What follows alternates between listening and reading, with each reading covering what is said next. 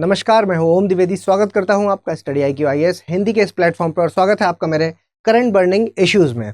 आज जो टॉपिक हम आपके साथ डिस्कस करने वाले हैं वो है क्या है NCPCR का जुवेनाइल गाइडलाइंस। क्या है जुवेनाइल गाइडलाइंस? देखिए, इसको जानने से पहले आपको दो चीजें जाननी होंगी, जो दो नाम यहाँ पर दिए गए हैं। एक आपका NCPCR क्या चीज होती है और दूसरा आपका जो ये जस्टिस जुवेनाइल एक्ट है वो क्या चीज है। ठीक है, तो खबर देख लेते हैं सबसे पहले। तो अगर मैं खबर की बात करता हूं तो ये देखिए, how can a juvenile be tried as an adult in court. ठीक है, तो कोर्ट में किसी जुवेनाइल को, किसी बच्चे को किस तरह एक वयस्क के तरीके से, एक अडल्ट के तरीके से किस तरह से उसका ट्रायल हो सकता है। ठीक है, और चर्चा को अपनी आगे बढ़ाने से पहले मैं आपको एक इंपॉर्टेंट इन्फॉर्मेशन दे दूं जो कि हमारे लाइव फाउंडेशन बैच 4 से संबंधित है। देखिए, लाइव फाउंडेशन बैच 4 है जो उसकी शुरुआत ऑलरेडी हो चुकी है और अंतिम जो तिथि है उसकी वो अप्रैल 30 है। 30 अप्रैल तक अगर आप चाहें तो अभी भी आप उसमें एडमिशन ले सकते हैं। 22 तारीख से ये बैच ऑलरेडी शुरू हो चुका है शाम के 6 बजे। अगर मैं इसके फीस की बात करता हूं तो फीस है 30,500, लेकिन अगर आप मेरा कोड ओम लाइव यूज करेंगे तो फीस घट के 18,999 हो जाएगी। चलिए शुरू करते हैं अपना आज का वीडियो और सबसे पहले देखते हैं कि खबरों में क्यों NCPCR द्वारा किशोर न्याय के लिए दिशा निर्देश जारी किए गए हैं और जो आपका जुवेनाइल जस्टिस बोर्ड है जो उसके पास प्रारंभिक मूल्यांकन करने की शक्ति, ठीक है, जो प्रिलिमिनरी आपका मूल्यांकन है, ठीक है, उसके बारे में यहाँ पर बात कही जा रही है। ठीक, और किशोर न्याय अधिनियम 2015 की धारा जो 15 है उसके तहत ये दिशा निर्देश हैं जो वो जारी किए गए। ठीक, अब आगे बढ़ने से पहले मैं आपको पूरा मामला है जो वो क्लियर कर देता हूं। ठीक है, देखिए क्या है पूरा मामला, थोड़ा सा बैकग्राउंड समझ लेते हैं। तो बैकग्राउंड को आप जो, अगर मैं जस्टिस जुवेनाइल एक्ट की बात कर रहा हूं और मैं बात कर रहा हूं उम्र को कम करने की, मतलब कहने का कि जैसे ही मैंने चाइल्ड बोला, ठीक है, बच्चा बोला, तो बच्चे के बोलते ही आपके दिमाग में क्या आ रहा है? आपके दिमाग में आना चाहिए 0 से 18 साल तक का कोई भी इंसान। ठीक है, लेकिन 0 से 18 साल के जैसे ही मैं किसी इंसान की बात करता हूं तो कहने का मतलब है यहां पर कि ऐसा बच्चा जो 0 से 18 साल का है उसके तहत आपको ये सारे नियम है जो वो निर्धारित किए जाएंगे। लेकिन आपको पता है कि एक एक्ट अभी जघन्य अपराध हुआ था कुछ साल पहले जिसका नाम है निर्भया गैंगरेप, है ना। निर्भया गैंगरेप के बाद से क्या हुआ कि ये चीज है जो बहुत तेजी पकड़ने लगी, क्योंकि आपको पता है कि उन अपराधियों में जो कि निर्भया गैंगरेप में जुड़े थे उनमें एक जुवेनाइल भी था, मतलब ऐसा आदमी था, ऐसा अपराधी था जो 18 वर्ष से कम थी जिसकी आयु, और उसने 3 साल की सजा भुगती और उसके बाद वो वापस समाज में आ गया। ठीक है, तो इसके बाद क्या हुआ कि बहुत तेजी के साथ डिमांड है जो इस चीज की उठने लगी कि ये जो उम्र है 18 न करके आपको 16 से 18 के लिए कुछ नियम अलग होने चाहिए। मतलब 0 से 18 तक के लिए सबके लिए एक जैसे नियम ना होने के बजाय एवज में उन्होंने कहा कि 16 से 18 के लिए नियम अलग होने चाहिए। इस तरह की डिमांड है जो उठने लगी। देखेंगे पूरा मामला। सबसे पहले समझते हैं NCPCR को के बारे में। ठीक है, NCPCR, ठीक है, national commission for the protection of child right. ठीक है, ये एक स्टैट्यूटरी बॉडी है ना, संवैधानिक निकाय है, संवैधानिक निकाय है। फैक्ट थोड़े से देख लेते हैं इसके बारे में। ठीक है, निकाय, ये मतलब इसका संवैधानिक निकाय, स्टैट्यूटरी बॉडी का मतलब कि ये जो पार्लियामेंट में एक्ट है उसके द्वारा पारित हुई है। ठीक है, पार्लियामेंट के में एक्ट के माध्यम से ये बनी है। ठीक है, दूसरी चीज जो आपको इसके बारे में पता होनी चाहिए वो है कि ये 2007 में बनी थी और किसके अंडर में बनी थी? ये बनी थी आपका जो 2005 का एक्ट है, कौन सा? Protection of child right act, है ना, commission for the protection of child right, commission for the protection of child right.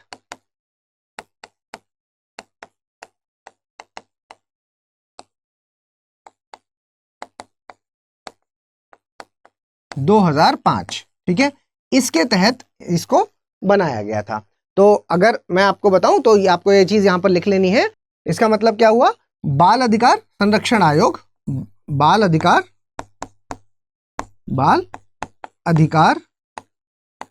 संरक्षण आयोग 2005, ठीक है। इसके तहत ये 2007 में इसका गठन हुआ। इसके अलावा अगर मैं इसमें ये बोलूं कि इसमें कौन कौन सी चीज़ें इसके फ्रेमवर्क में इंक्लूड हैं, तो इसकी अगर डेफिनेशन में जिन चीज़ों को इसमें इंक्लूड किया गया है, तो आप तो सरल शब्दों में बस इतना समझ लीजिए कि बच्चे से जुड़ी हर एक चीज़ इसमें जुड़ी हुई है। जैसे कि अगर मैं बच्चे से जुड़ी हर एक चीज़ की बात कर रहा हूं, तो इसका मतलब कि भारतीय संविधान के अंदर जो भी बाल अधिकार से जुड़ी हुई प्रावधान है, ठीक है, हमारे जो इंडियन कॉन्स्टिट्यूशन है, ठीक है, इंडियन कॉन्स्टिट्यूशन, भारतीय संविधान के अंतर्गत बाल संरक्षण या आप कह लीजिए बाल अधिकार से जुड़े हुए सारी चीजें, बाल अधिकार, ठीक है, से जुड़ी हुई सारी चीजें हैं जो वो इसके अंतर्गत शामिल हैं। इसके अलावा दूसरी चीज आप ऐसे मान लिए इसको कि जो यूएन कन्वेंशन है जो कि चाइल्ड राइट के बारे में बात करता है, वो भी इसमें शामिल किया गया। यूएन कन्वेंशन, अब आप समझ पा रहे होंगे इसकी व्यापकता को, है ना। यूएन कन्वेंशन जो कि बाल अधिकार के बारे में बात करता है, बाल अधिकार के बारे में बात करता है, वो भी इसमें शामिल किया गया है। और इसमें चाइल्ड की जो है वो डेफिनेशन बताई गई है। तो चाइल्ड की डेफिनेशन जो बताई गई है वो क्या है, चाइल्ड या बच्चा, देखो इसके तहत इन्होंने जो डेफिनेशन बताई है वो है, एक 0 से 18 वर्ष का होना चाहिए, ठीक है, 0 से 18 वर्ष का होना चाहिए। दूसरी चीज कि भारत में या फिर इंटरनेशनल, ये चीज जो 0 से 18 मैंने बोली है ये सब जगह लागू होगी, मतलब भारत या अंतर्राष्ट्रीय स्तर पर, ठीक है, अंतर्राष्ट्रीय स्तर पर। ये कहने का मतलब मेरा ये है कि मान लीजिए कि कोई बच्चा है जिसको भारतीय संविधान जो ने 0 से 18 वर्ष के अंदर का बच्चा है और विदेश में जाके वो किसी क्राइम के अंतर्गत बुक होता है, तो ये जो नियम बच्चे के लिए भारत में बने हैं ये सिर्फ भारत में ही लागू नहीं होंगे, वहां पर भी लागू होंगे। मतलब उसको संरक्षण है जो वो अंतर्राष्ट्रीय स्तर पे भी प्रोवाइड कराया जाएगा, दिया जाएगा। ये चीज आपको ध्यान में रखनी है। इसके अलावा कैसे भी इसका उल्लंघन है जो वो नहीं किया जा सकता, ठीक है, उल्लंघन है जो वो नहीं किया जा सकता, वो नहीं हो सकता, ये चीज आपको ध्यान रखनी है इसके बारे में। उसके अलावा देखिए बच्चा है जो वो एक वुल्नरेबल सेक्शंस में आता है, नाजुक जो सेक्शन है उसमें आता है, जैसे कि आपका बच्चा हो गया, महिला हो गई, आपके माइनॉरिटीज हो गए, ये सब वुल्नरेबल सेक्शन में आते हैं। तो बच्चे को भी इन्होंने उसमें ही रखा है, ठीक है, वुल्नरेबल सेक्शन में रखा है, वुल्नरेबल सेक्शन में, नाजुक सेक्शन है जो उसमें रखा हुआ है इसमें, ठीक। अब इसके बाद सवाल उठता है कि इसका जो कॉम्पोजिशन है, ठीक, तो वो क्या है। अगर मैं इसके कॉम्पोजिशन की बात करूं तो इसमें एक तो चेयरपर्सन होता है और इसके 6 मेंबर होते हैं, लेकिन वो जो 6 मेंबर हैं उसके बारे में एक बात है कि एक क्लॉज लगाया गया है कि मिनिमम कम से कम 2 हैं जो वो महिलाएं होनी चाहिए उसमें, मतलब 6 की 6 महिलाएं हैं तो कोई दिक्कत नहीं है, लेकिन कम से कम 2 तो होनी ही चाहिए, ठीक है। तो एक चेयरपर्सन और 6 इसके टोटल मेंबर होते हैं, ये चीज आपको ध्यान में रखनी है। इसके अलावा अगर मैं ये कहूं कि कोई और रिस्पॉन्सिबिलिटी भी है क्या इसकी, तो हाँ, 2 और जगह हैं, 2 और अधिनियम है जिसके तहत इसको रिस्पॉन्सिबिलिटी दी गई है। एक आप पोक्सो एक्ट का नाम आप जानते होंगे, पोक्सो, ठीक है, पोक्सो एक्ट, और दूसरा आरटीई, ठीक है, आरटीई वाला है जो आरटीई एक्ट 2009, ठीक। पोक्सो एक्ट कब का है, 2012 का, ठीक है। ये इन दोनों की रिस्पॉन्सिबिलिटी भी इसको दी गई है, ठीक है। तो ये चीज आपको ध्यान में रखनी है। मतलब इसकी फुल फॉर्म क्या होती है, इसकी फुल फॉर्म है protection of child on sexual offence, protection of child on sexual offence, मतलब कहने का कि यौन अपराध से बच्चों का संरक्षण, यौन अपराध से बच्चों का संरक्षण, ये चीज याद रखना है ना, यौन अपराध से बच्चों का संरक्षण,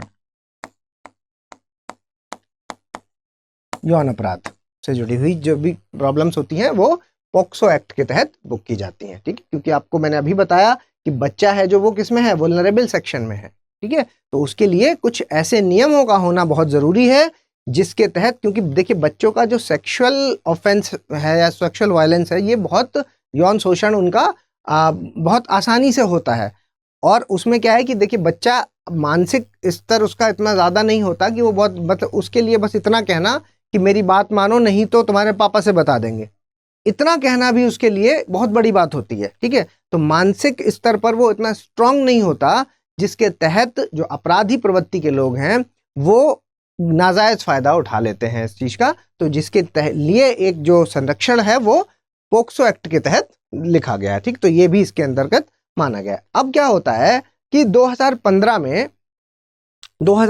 में आपके जो चाइल्ड केयर इंस्टीट्यूशंस है ना, चाइल्ड केयर इंस्टीट्यूशन जिसको सीसीआई बोलते हैं, तो सुप्रीम कोर्ट ने कहा कि चाइल्ड केयर जो इंस्टीट्यूशंस है हमारे, उनको भी इसकी जो लगातार है वो निगरानी होनी चाहिए, और एनसीपीसीआर से कहा कि इसकी लगातार निगरानी कीजिए, ठीक। तो इन्होंने इसकी जो है वो एक सर्वे किया, और अपनी सर्वे करने के बाद जो अपनी रिपोर्ट दी, उस रिपोर्ट में इन्होंने कहा, इन्होंने लगभग 6000 सीसीआईज जो थे उनका सर्वे किया, ठीक है। और 6000 सीसीआई का सर्वे करने के बाद, चाइल्ड केयर इंस्टीट्यूशंस का सर्वे करने के बाद, उन्होंने जो लिखा वो लिखा कि जो बच्चे चाइल्ड केयर इंस्टीट्यूशंस में रहते हैं, ठीक है। क्या होता है चाइल्ड केयर इंस्टीट्यूशन? ऐसे बच्चे जिनको उनके घर में कोई समस्या है या उनके माता पिता के ना होने की वजह से कोई और उनका पालन पोषण कर रहा था, जहां पर उनका अलग अलग तरीके से शोषण हुआ है किसी भी तरह का, और वो जब शिकायत दर्ज होती है तो उसके बाद उनको चाइल्ड केयर इंस्टीट्यूशंस में भेज दिया जाता है, ठीक है। तो चाइल्ड केयर इंस्टीट्यूशंस ऐसे इंस्टीट्यूशंस होते हैं जो बच्चों के संरक्षण से संबंधित, जो उनके विकास से संबंधित, उनकी शिक्षा और सारी चीज़ों से संबंधित जो है वो काम करते हैं, ठीक। ये सरकारी भी हो सकते हैं, प्राइवेट भी हो सकते हैं, और एनजीओज भी इसको चला सकते हैं, ठीक। तो ऐसे सीसीआईज का जब सर्वे किया गया तो उन्होंने पाया कि 6000 में से एक भी ऐसा सीसीआई नहीं था जो आपका जुवेनाइल जस्टिस एक्ट है, जो है ना, जुवेनाइल जस्टिस एक्ट है जो, उसके तहत उसके तहत पूरी तरीके से जो भी उसमें नियम है उनको 100% फॉलो कर रहा है। ऐसा एक भी नहीं था, ठीक है। तो क्योंकि जो किशोर न्याय अधिनियम है उसके तहत जो भी नियम बने हैं उसमें एक भी ऐसा नहीं पाया गया जिसने 100% इसको फॉलो किया, ठीक। तो क्योंकि ऐसी प्रॉब्लम थी तो इसकी वजह से जो आपका एनसीपीसीआर है उसने क्या कहा कि एक काम करते हैं कि ये जितने भी बच्चे सीसीआई में रह रहे हैं, अब उनको उनके घर वापस समाज में वापस भेजने के लिए पुनर्वास की व्यवस्था करनी चाहिए, ठीक। पुनर्वास की व्यवस्था करने की जो है वो डिमांड की। तो आप ऐसे भी समझ सकते हो कि पुनर्वास मतलब रिहेबिलिटेशन की जब इसकी बात कही गई, तो जो भी बहुत से ऐसे सीसीआई, आप कह सकते हैं बहुत से ऐसे एनजीओ थे जिन्होंने आवाज़ उठाई कि नहीं, ये नहीं होना चाहिए। क्या होना चाहिए? ये मतलब पर्टिकुलर केस का सर्वे होना चाहिए, हर एक बच्चे का प्रॉपर एक सर्वे होना चाहिए, फिर उसमें डिसाइड किया जाना चाहिए कि क्या अब उसके घर में वो स्थिति खत्म हो चुकी है कि अब उसका वो शोषण नहीं होगा, या उस बच्चे की मानसिक स्थिति ऐसी हो चुकी है कि अब उसका शोषण नहीं होगा, ठीक। तो ये सब इधर चल रहा था। अभी मैंने नाम लिया आपसे जेजेए, मतलब कि जुवेनाइल जस्टिस एक्ट के बारे में, और हमारा आज का आर्टिकल भी इससे जुड़ा हुआ है। तो अब थोड़ा सा जेजेए के बारे में, या आप किशोर न्याय अधिनियम है जो, उसके बारे में भी देख लेते हैं। चलिए, किशोर न्याय अधिनियम, ठीक है, तो इसके बारे में देख लेते हैं। तो इसमें इसका जो पुराना नाम है वो है आपका juvenile delinquency law and juvenile justice act 2000, ठीक है। इसको याद नहीं रखना है, सिर्फ नाम सुन लीजिए। और फिर उसके बाद ये 2000 में इसका ये पुराना नाम था। बाद में जो है वो 2012 में आपको पता है कि निर्भया गैंगरेप होता है, और निर्भया गैंगरेप होने के बाद जो डिमांड उठती है वो ये है कि ऐसे बच्चे जो कि 16 से 18 साल तक के हैं, इनके लिए कुछ अलग नियम भी होने चाहिए, ठीक। तो उसके बाद 2015 में इसमें संशोधन किया जाता है, और 2015 में आपका ये एक्ट है जो, ये वापस से मतलब संशोधन इसमें किया जाता है, और नाम हो जाता है इसका जुवेनाइल जस्टिस एक्ट 2015, ठीक। जुवेनाइल जस्टिस एक्ट 2015, ठीक, इसी के बारे में जिसमें हम पढ़ रहे हैं अभी, ठीक है। अब इसमें जो संशोधन किया गया है वो दो चीज़ों का है मुख्यतः। देखो इसमें दो चीज़ों का उस वक्त किया गया था, इसमें अभी जो नई गाइडलाइंस है उसमें जो क्राइम है उनको 3 कैटेगरी में बांटा गया है। एक छोटे क्राइम, एक आपके गंभीर अपराध, ठीक है, और एक आपके जघन्य अपराध, ठीक, गंभीर और एक आपके हो गए जघन्य अपराध, ठीक है, जघन्य अपराध। तो जो जघन्य अपराध हैं या आप कह सकते हैं इसको हीनियस क्राइम, ठीक है, परिचित होंगे आप इस वर्ड से, और ये आपका सीरियस क्राइम में आ जाएगा, और ये आपके छोटे मतलब पेटी वाले, ठीक है। तो मेनली क्या है, इन दोनों में डिफरेंस की बात करी गई है, क्योंकि सीरियस और हीनियस को उन्होंने क्या किया है कि दो अलग अलग में बता दिया। तो जब भी कोई हीनियस बोले या जघन्य अपराध की बात करे तो उसका मतलब क्या होता है, ऐसे अपराध जिनके लिए 7 वर्ष से ज्यादा की सजा दी जा सकती हो उनको हीनियस क्राइम बोलते हैं। हीनियस क्राइम 7 साल से ज्यादा, ठीक है, 7 साल तक की सजा है जो वो इस सीरियस में रखी जाएगी, ठीक है। तो ये चीज एक तो बदलाव किया। दूसरा बदलाव जो है वो और हुआ, क्या बदलाव हुआ, वो दूसरा बदलाव है कि जो डिस्ट्रिक्ट मजिस्ट्रेट हैं, ठीक है, उनको और पावर दे दी गई। क्या पावर दे दी गई कि जो आपके जिले के अंदर सीसीआई है, जिनकी अभी हम चर्चा कर रहे थे, जो सीसीआई है उसकी निगरानी की पावर है जो वो और ज्यादा दे दी गई, निगरानी की पावर, ठीक है, कि ये जिले लेवल पर आसानी से हो सकता है। तो ये दो बदलाव हैं जो 2015 वाले अधिनियम में किए गए, ठीक। तो ये आपको ध्यान में रखना है। इसके अलावा एक जो चीज है मेन, वो क्या है, वो एक चीज और रखी गई, वो है प्रिलिमिनरी असेसमेंट, ठीक है। किसके बारे में बात हो रही है, प्रिलिमिनरी असेसमेंट, प्रिलिमिनरी असेसमेंट, ठीक। प्रिलिमिनरी असेसमेंट से मतलब है कि आपका जो प्रारंभिक आकलन होता है उससे संबंधित है। तो उसमें क्या किया गया है कि ये जो भी बच्चा होगा, ठीक है, बच्चों के संरक्षण से संबंधित है, तो उसके तहत क्या नियम बनाए गए हैं कि जो भी बच्चा होगा उसका पहले ये देखा जाएगा कि क्या वो बच्चा जिसने अपराध किया है, तो इसके तहत ये चीज डिसाइड की जाएगी क्या वो बच्चा इस स्थिति में है, शारीरिक मामले में और मानसिक मामले में, दोनों ही मामलों में क्या वो इस स्थिति में है कि वो उसके परिणाम, जो अपराध है उस अपराध के परिणामों को जानता है, समझता है, उसके बाद भी उसने अपराध किया कि नहीं किया, इस बारे में जो है वो असेसमेंट किया जाएगा, आकलन है जो वो इसका किया जाएगा, ठीक है। ये चीज है जो वो इसमें इंक्लूड करी गई है। इसके तहत कुछ नियम है, ये बोर्ड है पूरा, बोर्ड के में कौन कौन होगा, है ना, किसको किसको क्या क्या दिया जाएगा, वो सारी चीजें इसके तहत है, ठीक है। चलिए आगे बढ़ते हैं, देखते हैं क्या है दिशा निर्देश। क्या है दिशा निर्देश, तो मैंने जैसा आपको बताया किशोर न्याय अधिनियम 2015 वाला है जो, उसमें जघन्य अपराधों के मामले में 16 से 18 वर्ष की आयु के जो किशोर हैं उन पर वयस्कों के रूप से मुकदमा चलाने का प्रावधान, ठीक। अभी मैंने आपको यही बात बताई कि 16 से लेकर के जो 18 वर्ष की आयु उनके लिए क्या है, सेपरेट या अलग प्रावधानों की बात हो रही है, कही गई है, जो ताकि उनको एक वयस्क की तरह, अगर वो जघन्य अपराध कर रहे हैं, जघन्य अपराध का मतलब ऐसे अपराध जिनमें 7 से ज्यादा सालों की सजा दी जा सकती है, ठीक है।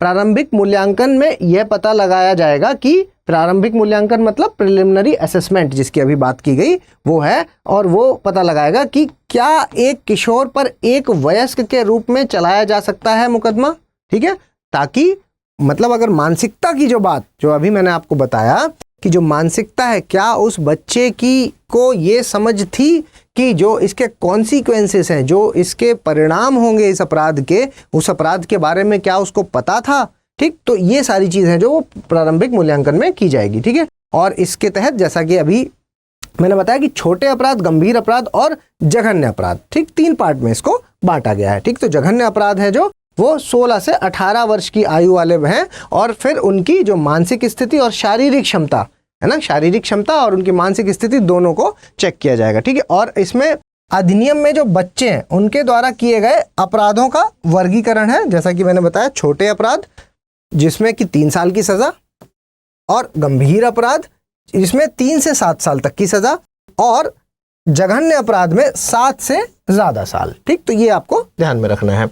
इसके बाद और देखिए, अधिनियम की जो धारा 18(3) है उसके मुताबिक यदि बोर्ड धारा 15 के तहत आपका जो प्रारंभिक मूल्यांकन में यह पता चले कि किशोर को एक वयस्क के तौर पर ट्रायल की जरूरत है, तो बोर्ड मामले में को कोर्ट में ट्रांसफर का आदेश दे सकता है। ठीक, तो ये किस धारा के तहत है? वो है आपका 18(3) के मुताबिक ये चीज बताई गई है कि अगर ये आइडिया लगता है, जो आपका प्रारंभिक मूल्यांकन होगा, प्रिलिमिनरी असेसमेंट होगा, उसमें ये बात पता चल जाती है कि जो किशोर है उसको एक वयस्क के हिसाब से ट्रायल की जरूरत है, तो मामला है जो वो आपका कोर्ट में ट्रांसफर कर दिया जाता है। ठीक है, इसके अलावा बच्चे जब ये असेसमेंट होगा तो उसमें किसकी किसकी परमिशन लेनी होगी ये भी आप देख लीजिए, और उसकी एक कॉपी है जो वो देनी होगी। तो बच्चे का कंसेंट होना जरूरी है, बच्चे की फैमिली का कंसेंट होना जरूरी है, और उसका जो वकील है अगर वो इस काबिल नहीं है कि अपना वकील उसने खुद किया है, तो सरकार की तरफ से एक वकील दिया जाएगा,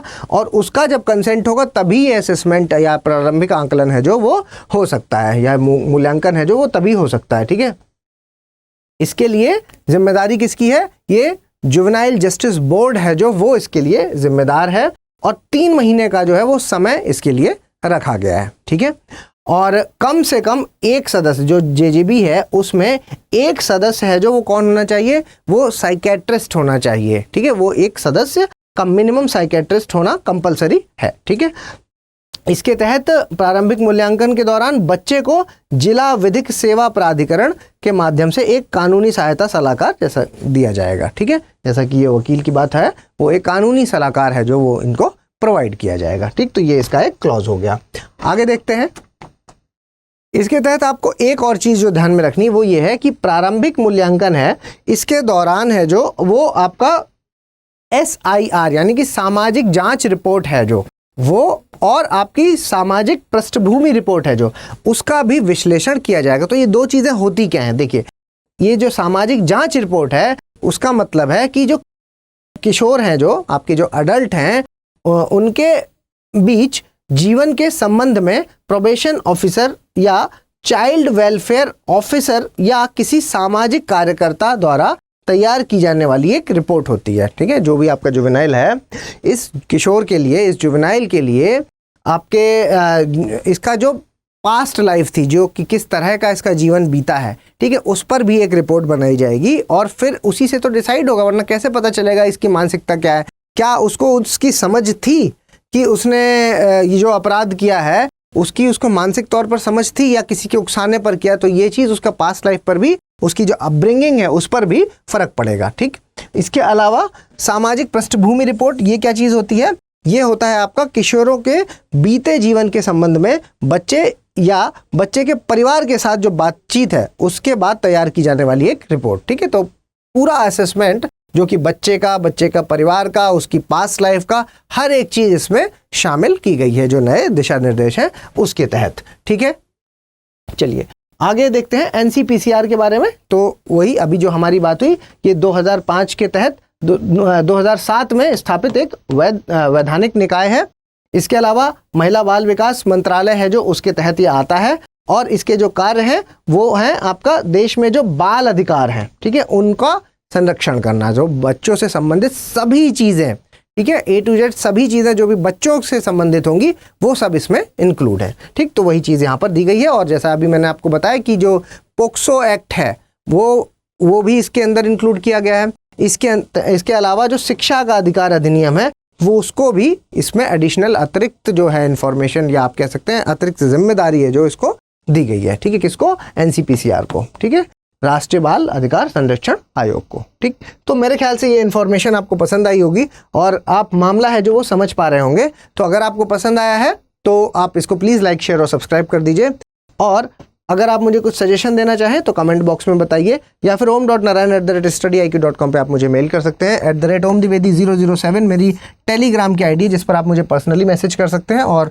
ओम द्विवेदी स्टडी IQ ये मेरा चैनल है जिसको आप करंट अफेयर्स के लिए फॉलो कर सकते हैं, और ये PDF भी मैं वहाँ पर शेयर कर दूंगा। जल्दी मिलेंगे अपने अगले लेक्चर के साथ, तब तक के लिए धन्यवाद।